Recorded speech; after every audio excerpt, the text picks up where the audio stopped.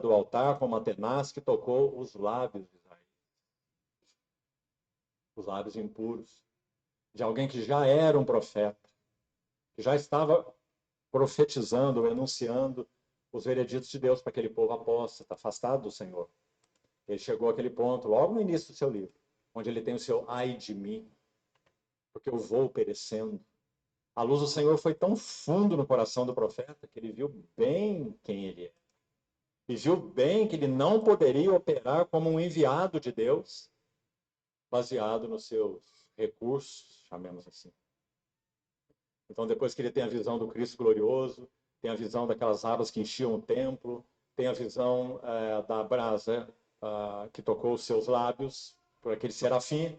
Então, aí ele ouve a pergunta, a santa pergunta, mais uma pergunta penetrante: a quem enviarei? E quem há de ir por nós? Então, ele se vê, por causa desse processo todo aí que citamos, a visão do trono, a visão do Senhor, a visão da glória, a visão de si mesmo, a visão do altar, a brasa purificadora nos seus lábios. Não perca nenhum desse elemento quando você lê esse texto. Então agora ele pode ouvir a pergunta: a quem enviarei? E quem há de ir por nós? Então ele pode responder: eis-me aqui, envia-me a mim. Então, vamos ficar com esses dois primeiros elementos nesse texto para partirmos para o segundo, já ainda nessa noite. Repetindo, guarde no seu coração, não apenas nas suas anotações. E medite, irmão. Medite.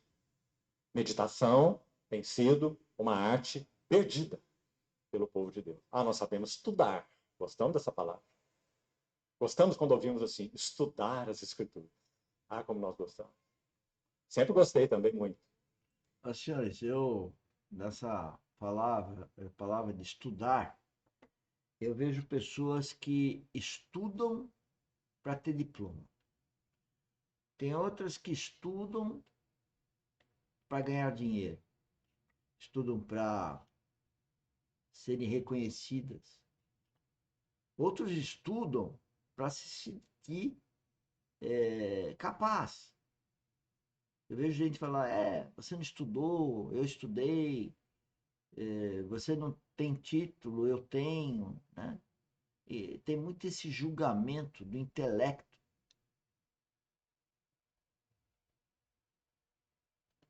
Isso não tem nada a ver. Nada a ver com uma vida espiritual. Nada a ver. A vida espiritual, não é intelectual, nem cultural. Ela é revelada. Ela não precisa ter discernimento intelectual.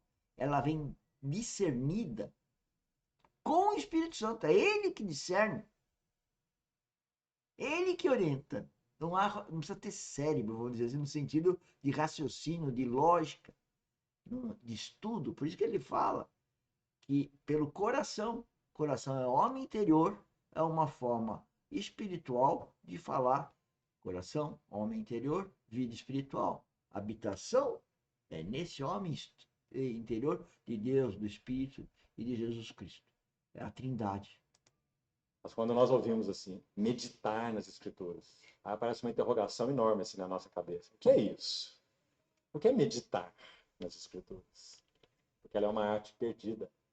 E meditação faz um trabalho nas nossas vidas de bate-estaca, como esse que você vê nas obras aí. Cada estaca é como uma verdade de Deus, né? Você pode ser engenheiro, conhecer tudo sobre estaca. Ela é feita assim, com esse cimento, com aquele endurecedor, com esse tipo de ferro, sabe tudo sobre a estaca, né? Mas ela ainda está pendurada lá, no alto. Precisa do trabalho do bate-estaca, para que então ela vá sendo fincada na terra. E meditar realiza o trabalho, espiritualmente falando, o bate-estaca. Quando então, diante de Deus, você considera as verdades de Deus. O Espírito Santo vai fazendo assim. Elas vão. Entenderam? É o Espírito Santo que espiritualmente, no termo deles, crava a estaca ou forja Cristo na gente. A verdade, o caminho, a vida, ele é forjado no Filho de Deus. E aí que vem a fase de maturidade, onde você compreende isso, tem revelação todo dia, e todo dia é advertido pelos erros que comete. Todo dia. Todo dia erramos, e todo dia somos advertidos, todo dia somos guiados. Em tudo. Isso que é difícil. Para quem é ególatra, egoísta, endêmico, carnal, que vive nos valores da sociedade, festinhas, viagens, shoppings. Senhores, tudo é Cristo. Estão sendo aprofundadas. Então a verdade de Deus deixa de ser apenas conhecida, ela passa a ser assimilada. Essa é a diferença na Bíblia entre um homem de Deus e um profeta velho. O profeta velho conhece as verdades, mas o homem de Deus as tem no coração. A igreja não é um seminário. Olha, escuta isso aí. A igreja não é um seminário. Quantas pessoas vão em seminário e passam anos estudando? A igreja não vem dessa escola lógica sobre teologia. Vem de uma vida espiritual. A ligação é direto, é imaterial, é sobrenatural, é para aquele cujo coração entrega a Deus. É um novo nascimento, é um nascimento espiritual. A igreja é a casa do Deus vivo. E ela só pode ser edificada com esse ministério. E para quem não está acostumado, nós aqui repetimos algumas coisas, porque nós estamos também estudando, nós estamos treinando a vida espiritual, mas a igreja não é edificação, não tem uma localização. A igreja é orgânica, é um grupo de pessoas que nasceram de novo e se reúnem num lugar. É uma igreja. No entanto, que nós estamos passando a dizer que na nossa academia, o grupo que se une a nós, falando de Cristo, assim como na nossa empresa, quem se une lá para trabalhar conosco, nós estamos constituindo na empresa uma igreja. Pois eu, pela liderança que Deus me deu, os recursos que Ele me deu, eu sigo nesse caminho. Eu vou falar de Cristo, vou falar de Deus, nas circunstâncias do dia a dia, falando de coisas do dia a dia do trabalho, sondagem, dinheiro, controle de qualidade, markup, coisas de gestão que eu falo no nosso mini treinamento todo dia, às 6 horas da manhã, de segunda a sexta. Vem conosco. Ministério de batistaca do Espírito Santo, colocando as verdades para dentro de nós, né? Nos constituindo.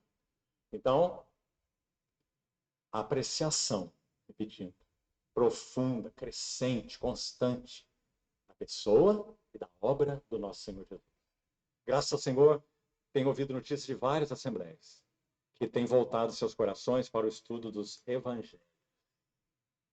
Será que o resto da Bíblia não é importante? Claro que é, tudo é a palavra de Deus.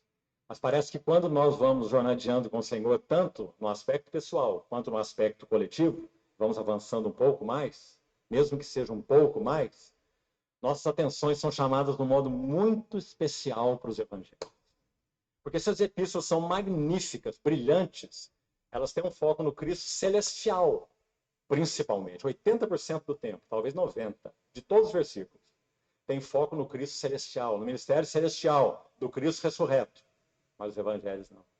Os evangelhos têm foco no ministério terreno do Verbo encarnado. Sabe, meus irmãos, aquele que nós veremos face a face quando estivermos diante dele é o mesmo Jesus, que andou nessa terra, viveu como viveu, apresentado naquelas 4 faces, Mateus, Marcos, Lucas e João, que quanto mais lemos e meditamos, mais o nosso coração se enche. Porque só há, me permita falar para você agora como um velhinho de cabelo branco, tá certo? Só há uma coisa capaz de transformar o nosso caráter. Caráter. Não estou falando de dons, talentos, estou falando de caráter. Só uma coisa. Contemplação das glórias do nosso Senhor.